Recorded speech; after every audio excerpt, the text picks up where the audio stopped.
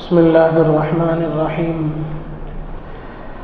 الحمد لله وكفى وسلام على عباده الذين اصطفى، أما بعد، فأعوذ بالله من الشيطان الرجيم. بسم الله الرحمن الرحيم. وإذا مرضت فهو يشفين. قال النبي صلى الله عليه وسلم: نعمتان مغبون فيهما كثير من الناس، الصحة والفراغ، او كما قال علیہ الصلاۃ والسلام.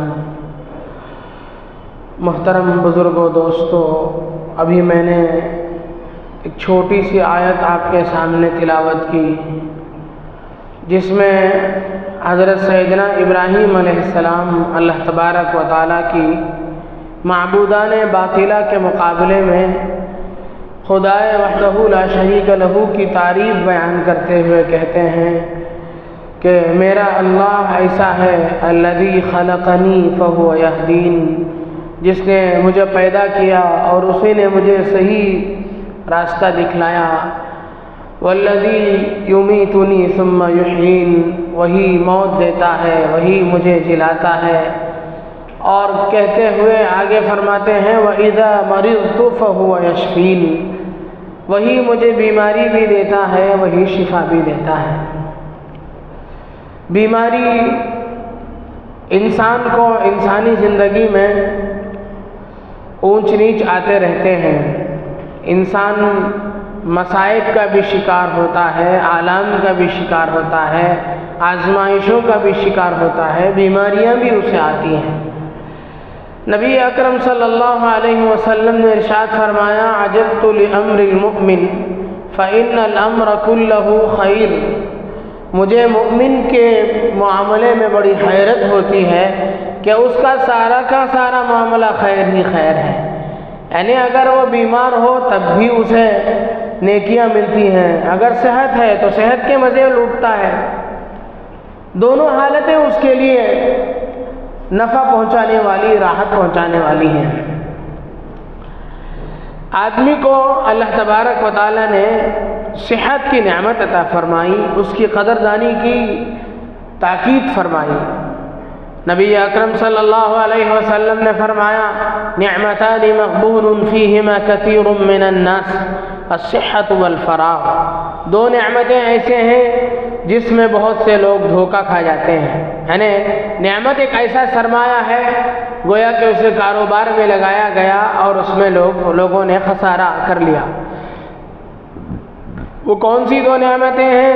ایک نعمت صحت کی اور ایک نعمت فراغت کی، فارغ اوقات کی، فری ٹائم کی. دو نعمتیں ہیں یہ اللہ کی. صحت بھی ایک نعمت ہے، اور جو خالی اوقات ہمارے پاس ہیں، فرصت کے اوقات جو ہمارے پاس ہیں، یہ بھی اللہ کی نعمت ہے. ان دونوں نعمتوں میں ہماری بہت ساری کوتاہیاں ہو جاتی ہیں. صحت کی نعمت ہوتی ہے، ہم اپنے ہاتھ سے اسے خراب کر لیتے ہیں. اللہ کے نبی صلی اللہ علیہ وسلم نے فرمایا کہ بہت سے لوگ اس میں دھوکہ کھا جاتے ہیں. اس لیے ہمیں اپنی صحت کا خیال رکھنا چاہیے. صحت و تندرستی کا خیال بہت ضروری ہے. تندرستی ہزار نعمت ہے، کہتے ہیں تندرستی ہزار نعمتیں ہیں. ہزار ہاں نعمتیں ہوں، صحت ساتھ نہ دے تو کسی نعمت سے ہم فائدہ نہیں اٹھا سکتے ہیں. چاہے وہ کھانے پینے کی نعمت ہو، یا پہننے اوڑھنے کی نعمت ہو، یا سواری کے ذریعے سے استعمال کرنے کی نعمت ہو، یا مکان، دکان، کاروبار، کوئی بھی نعمت ہو، کسی بھی نعمت میں ہمارا دل نہیں لگے گا اگر صحت ساتھ نہ دے. صحت ساتھ دے، یہ ساری چیزیں نہ ہوں تو کوئی مسئلہ نہیں ہے. تندرستی ہزار نعمت ہے، اسی لیے کہتے ہیں. اللہ کے نبی صلی اللہ علیہ وسلم نے اسی لیے اصول بیان فرمایا ہے کہ آدمی کھائے تو کم کھائے، کھائے تو کتنا کھائے اور کیسا کھائے. حدیث پاک میں اصول بیان کیے گئے ہیں، اور فرمایا آپ نے کہ آدمی اپنے معدے کا 3 حصہ رکھے. ایک حصہ کھانے کے لیے، ایک حصہ پینے کے لیے، اور ایک حصہ خالی چھوڑ دے. گلستان میں شیخ سعدی شیرازی رحمۃ اللہ علیہ نے ایک واقعہ لکھا ہے کہ مدینے میں حضرات صحابہ کرام اور اللہ کے رسول صلی اللہ علیہ وسلم کا دور تھا. صحابہ کی خدمت کے غرض سے ایران کے کسی علاقے سے دو طبیب، دو ڈاکٹر آئے۔ انہوں نے اپنے لیے سعادت سمجھی کہ ہم صحابہ کی خدمت کریں گے، مدینے میں مطب کھولیں گے اپنا۔ کوئی کمائی کا ارادہ نہیں تھا، بس خدمت کے ارادے سے وہ لوگ آئے اور کئی دنوں تک مقیم رہے، 2-2.5 مہینے تک وہ وہاں رہے، لیکن کوئی ان کے پاس گیا ہی نہیں۔ اب ان کو تعجب ہوا کہ کیوں کوئی آتا نہیں ہے ہمارے پاس۔ ان لوگوں نے تحقیق کی کہ آخر تم لوگوں کی صحت کا راز کیا ہے؟ تو صحابہ میں سے جن سے ان کی ملاقات ہوئی، ان لوگوں نے کہا کہ ہمارے ہاں 2 اصول ہے، جب تک بھوک نہیں لگتی ہے اس وقت تک کھاتے نہیں ہیں، اور ابھی بھوک باقی رہتی ہے کھانے سے ہاتھ اٹھا لیتے ہیں، ابھی بھوک باقی رہتی ہے کھانے سے ہاتھ اٹھا لیتے ہیں۔ یہی تو طبیبوں نے کہا کہ اگر تم لوگ ایسے لوگ ہو تو پھر ہمارا یہاں کوئی کام نہیں، ہم یہاں سے روانہ ہوتے ہیں، السلام علیکم۔ وہ لوگ چلے گئے وہاں سے۔ تو یہ ان لوگوں کی صحت کا راز تھا کہ وہ کھانے کے مسئلے میں بہت محتاط تھے، حضرات صحابہ کرام رضوان اللہ تعالی علیہم اجمعین۔ اس کے علاوہ جسمانی ورزشوں پر بھی نبی علیہ الصلوۃ والسلام زور دیتے تھے، اور آپ نے فرمایا تھا کہ طاقتور مسلمان، المؤمن القوی خیر من المؤمن الضعیف، طاقتور اور مضبوط مسلمان کمزور مسلمان کے مقابلے میں بہتر ہے، آپ نے ارشاد فرمایا۔ اس لیے طاقتور رہو، صحت مند رہو، اس پر آپ زور دیتے تھے۔ اب آدمی صحت مند رہنے کی کوشش، ایک تو یہ ہے کہ ہم بے اعتدالی کے ذریعے سے اپنی طبیعت خراب کر لیتے ہیں، کھانے میں بے اعتدالی، آرام میں بے اعتدالی۔ صحت کے اصول جو بتلائے گئے ہیں اوقات گزارنے کے، آپ علیہ الصلوۃ والسلام نے جو بتلائے کہ دوپہر کے وقت میں تھوڑی دیر کا آرام کرنا، یہ آپ کی عادت تھی۔ رات کو جلد سونے کی آپ علیہ الصلوۃ والسلام تاکید فرماتے تھے۔ نہى النبی صلی اللہ علیہ وسلم عن النوم قبل العشاء وعن السمر بعد العشاء، آپ نے عشاء سے پہلے سونے سے اور عشاء کے بعد جاگنے سے منع فرمایا۔ ہم لوگ رات دیر تک جاگتے ہیں، ان سب اصولوں کو مغربی ممالک نے لیا ہے۔ حضرت مولانا طاہر جمیل صاحب دامت برکاتہم اپنے بیانات میں کہتے ہیں کہ میں نے یورپ کے کئی ممالک کا میں نے دورہ کیا، مغرب کے بعد ساری دکانیں بند ہو جاتی ہیں، ایک دم سناٹا چھا جاتا ہے، لیکن ہم مسلمانوں کے علاقوں میں دیکھیں 12 بجے دکانیں بند ہوتی ہیں اور دن میں 10 بجے کھولتے ہیں، جبکہ اسلامی تعلیمات یہ ہے کہ صبح میں اللہ تعالیٰ نے برکت رکھی ہے، جعلت البرکۃ فی بکور امتی، میری امت کے لیے برکت صبح کے اوقات میں رکھی گئی۔ ہم لوگ جس وقت برکت کا نزول ہوتا ہے اس وقت ہم چادر تانے ہوئے سوئے ہوئے ہوتے ہیں اور جاتے ہیں 10 بجے دکان کے لیے، تجارت کے لیے۔ تو یہ اصول شریعت میں جو بیان کیے گئے ہیں اسے کوئی بھی اپنائے گا، دنیا کی کامیابی اسے ملے گی۔ آخرت کی کامیابی کے لیے ایمان ضروری ہے، دنیا کی کامیابی کے لیے کوئی بھی اسلامی اصول کو اپنائے گا، چاہے مسلمان ہو چاہے کافر ہو، وہ فائدہ اٹھائے گا۔ اب غیر مسلم فائدہ اٹھا رہے ہیں تجارت کے اصول میں، صحت کے اصول میں، سارے اصولوں کو وہ اپنا رہے ہیں۔ تو پہلی بات یہ ہے کہ اپنی صحت کا اعتدال کے ذریعے سے ہم اپنی صحت کا خیال رکھیں، بے اعتدالی اپنی زندگی میں آنے نہ دیں، اب نارمل کیفیت نہ ہو، نہ ہم لوگ اعتدال کے ساتھ رہیں، اعتدال کے ساتھ زندگی گزاریں۔ ایک تو یہ ہے۔ دوسری چیز، ایسی چیزوں سے ہم اپنے آپ کو بچائیں گے جو مضر صحت ہو، تفریح کے طور پر، جیسے بیڑی پان کا استعمال، جو کسی وقت میں جا کر کے ہمارے لیے ہمارے کئی بیماری کا سبب بن سکتے ہیں، یقینی طور پر ہمارے لیے بیماری کا سبب بن سکتے ہیں۔ ان چیزوں سے اپنے آپ کو بچائیں۔ تو یہ صحت کے اصول ہیں۔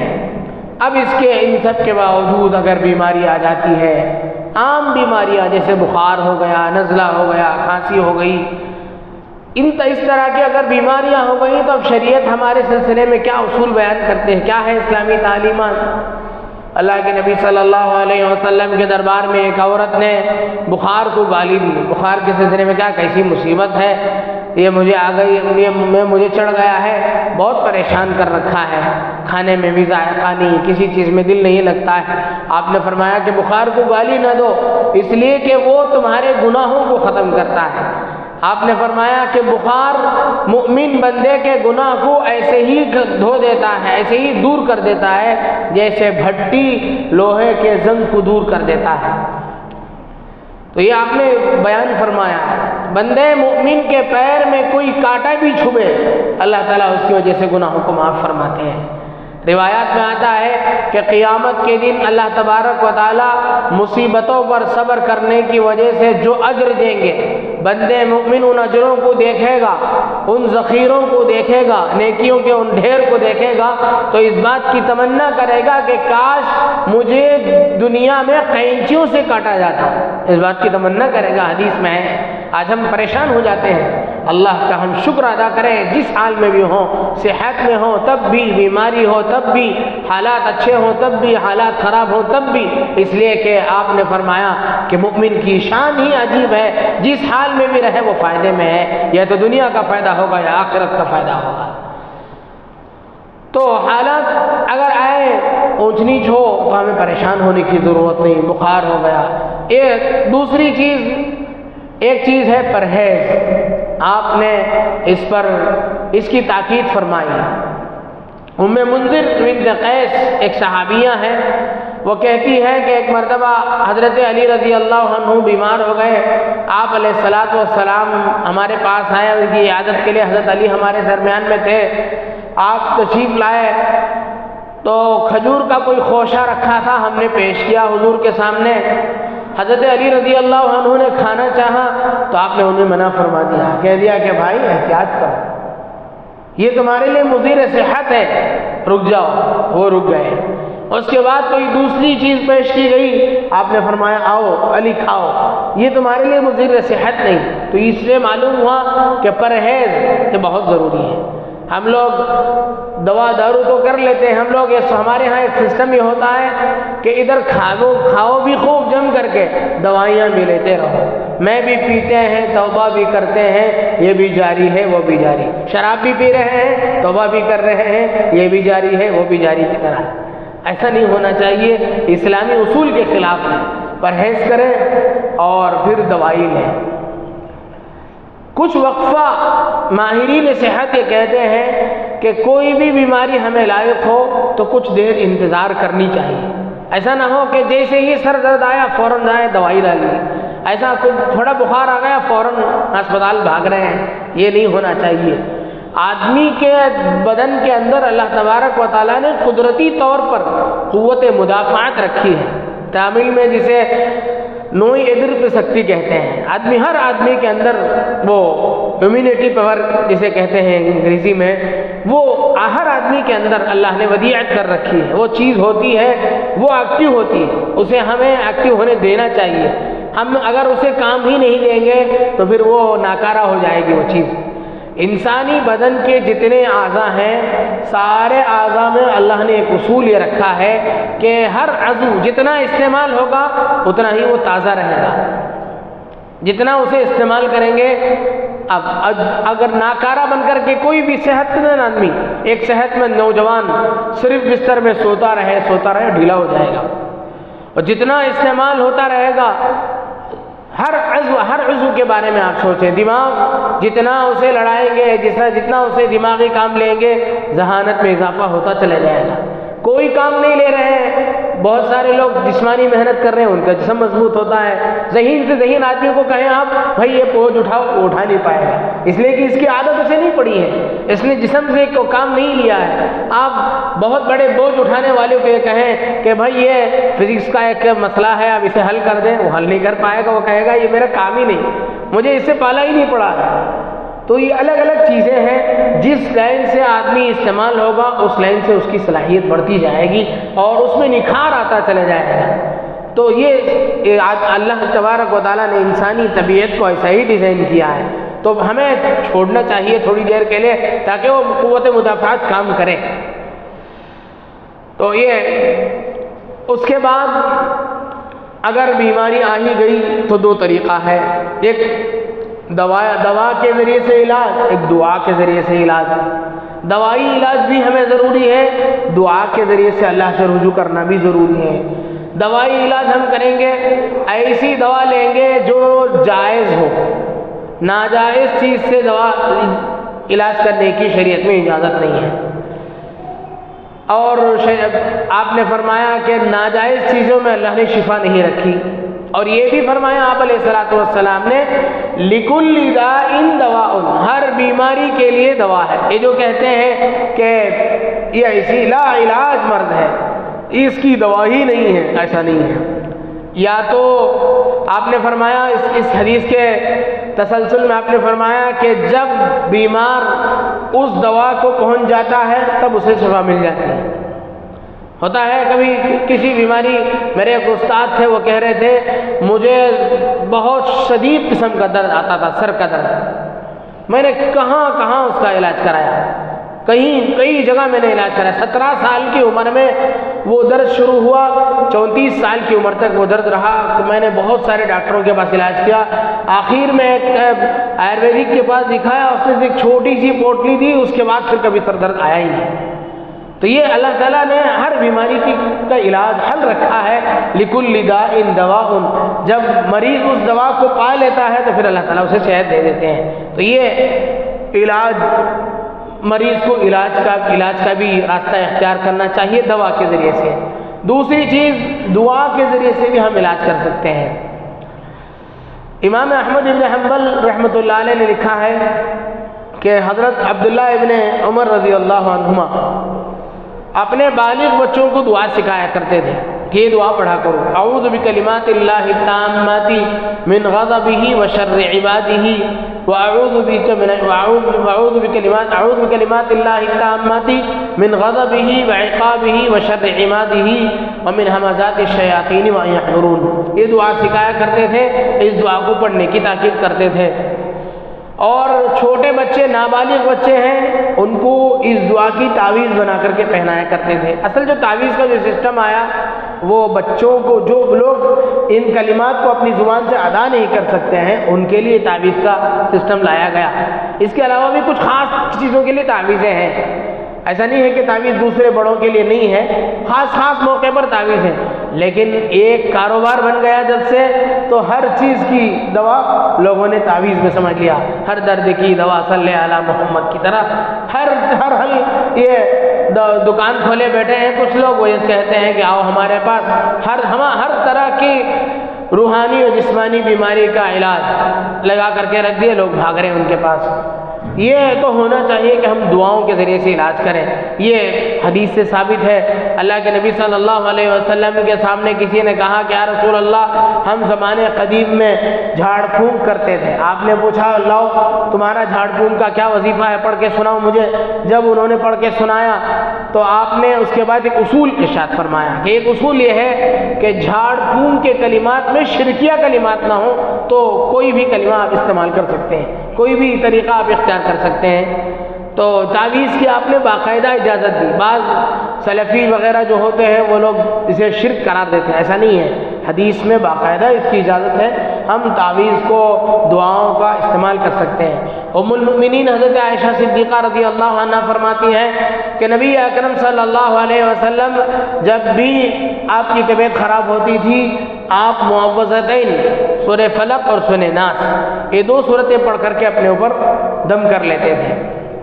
اور جس وقت آپ کی ایسی وہ بیماری جس میں آپ کا انتقال ہوا، مرض الوفات میں جب آپ مبتلا ہوئے تو میں آپ کے اوپر میں ہاتھ میں دم کر کے آپ کے پورے بدن پر پھیرتی تھی، حضرت ام المؤمنین حضرت عائشہ صدیقہ رضی اللہ عنہ بیان کرتی ہیں۔ تو معوذتین کے ذریعے سے آپ علاج کیا کرتے تھے، اس کا استعمال کیا کرتے تھے۔ ہمیں بھی سورہ فلق اور سورہ ناس کو پڑھ کر کے اپنے اوپر دم کرنا چاہیے۔ تو یہ بیماری کے مسئلے میں یہ چیزیں ہیں۔ اب کوئی بیمار، ایک تو دوا ہو گیا، ایک تو پہلی بات یہ ہے کہ صحت کا خیال رکھنا چاہیے، دوسری چیز یہ ہے کہ پرہیز کرنا چاہیے جو چیز ہمارے صحت کے لیے مضر ہو اس سے، تیسری چیز ہمیں علاج کرنا چاہیے دوا کے ذریعے سے، چوتھا کام یہ ہے کہ ہم دعا کے ذریعے سے اس کا حل تلاش کریں۔ 5ویں چیز ہے صدقہ، صدقے کا اہتمام کریں۔ اللہ کے نبی صلی اللہ علیہ وسلم نے فرمایا الصدقۃ ترد البلاء وتدفع میتۃ السوء، صدقہ بلاؤں کو دور کرتا ہے اور بری موت سے بچاتا ہے، اس لیے صدقے کا اہتمام کرنا چاہیے۔ صدقے میں جو چاہے آپ دے سکتے ہیں، جان کے بدلے میں جان، بکرا دینا، مرغی دینا، یہ شریعت میں جائز نہیں ہے۔ عام طور سے لوگ کیا کرتے ہیں، بہت سخت بیمار ہے، جب یہ فیصلہ کر لیتے ہیں ڈاکٹر لوگ کہ جان کا دھوکہ ہے، تو اب وہ یہ ایسا کرتے ہیں کہ اللہ میاں اس کی جان کو چھوڑ دیجئے، بکرے کی جان کو لے لیجئے۔ یہ فلسفہ صحیح نہیں ہے، شریعت میں یہ جائز نہیں ہے، اس سے بچنے کی ضرورت ہے۔ پتہ نہیں کس نے شروع کر دیا۔ جان کے بدلے میں جان کی حفاظت کے لیے جو کچھ ہے وہ عقیقے میں ہو گیا۔ کب بچہ کی پیدائش کے 7ویں دن جو عقیقہ کیا جاتا ہے، پوری زندگی کی حفاظت کے لیے ہم لوگ اس کا عقیقہ کر دیتے ہیں، بس اسی کی اجازت ہے۔ اگر کسی کا عقیقہ نہیں ہوا ہے، بڑی عمر ہے، پریشان ہے، تو عقیقے کی نیت سے آپ دے سکتے ہیں، لیکن صدقے کا بکرا دینا یہ صحیح نہیں ہے، یہ غلط رسم ہے، غلط رواج ہے، اس سے بچنے کی ضرورت ہے۔ تو صدقہ اس سے، اور اگر کوئی ہمارا ساتھی بیمار ہو گیا تو ہم اس کی عیادت کرنا ہے۔ ایک تو ہماری بیماریوں کے بارے میں بات ہو گئی، دوسرا اگر کوئی اپنے متعلقین میں، رشتہ دار میں کوئی بھی مؤمن بھائی، ایک تو یہ ہے کہ اس پر ثواب ہے، اور یہ ہے کہ ہمارا حق ہے، ہر مسلمان کا دوسرے مسلمان پر یہ حق ہے کہ اگر وہ یعودہ اذا مرض، اگر بیمار ہو جائے تو ہم اس کی عیادت کریں۔ ایک آپ علیہ السلام نے، میں اس کی فضیلت بیان کر دیتا ہوں، آپ نے فرمایا کہ جو بندہ کسی بیمار کی عیادت کرے گا، اللہ تبارک و تعالی اس کے بدلے میں اسے ثواب کریں گے۔ صبح کو عیادت کرنے کے لیے کوئی نکلے گا تو شام تک 70,000 فرشتے اس کے لیے دعائیں مغفرت کریں گے، اور شام کو اگر کوئی ایسا کرے گا تو صبح تک 70,000 فرشتے اس کے لیے دعائیں مغفرت کریں گے۔ کتنا بڑا ثواب ہے۔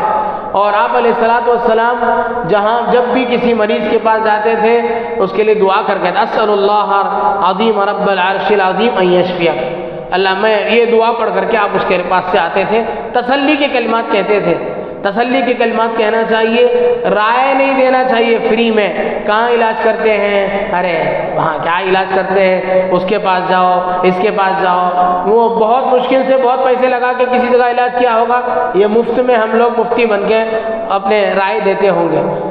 اپنے پاس طاقت ہے، اس کا مالی تعاون کرو، یہ مال کی اس کی ضرورت ہے، تمہارے رائے کی ضرورت نہیں ہے، وہ اور پریشان ہو جاتا ہے، رائے دینے کی ضرورت نہیں ہے۔ اس کے علاوہ اور ایک چیز، آخری بات، کہ اگر کسی کو بیمار دیکھیں، مصیبت میں دیکھیں، تو ایک دعا شریعت میں ہے، الحمدللہ الذی عافانی مما ابتلاک بہ وفضلنی علی کثیر ممن خلق تفضیلا۔ یہ دعا پڑھیں گے، حدیث پاک میں ہے کہ جو بندہ کسی مصیبت زدہ یا بیمار آدمی کو دیکھ کر کے دعا پڑھے گا، اللہ تعالیٰ اس مصیبت سے اسے بچائے گا۔ تو یہ بیماری سے متعلق کچھ باتیں اس آیات کے ذیل میں ہے۔ اللہ تبارک و تعالی جو باتیں کہی گئیں، کہنے والے کو بھی سننے والوں کو بھی عمل کی توفیق نصیب فرمائے۔ آمین۔ وآخر دعوانا الحمدللہ رب العالمین۔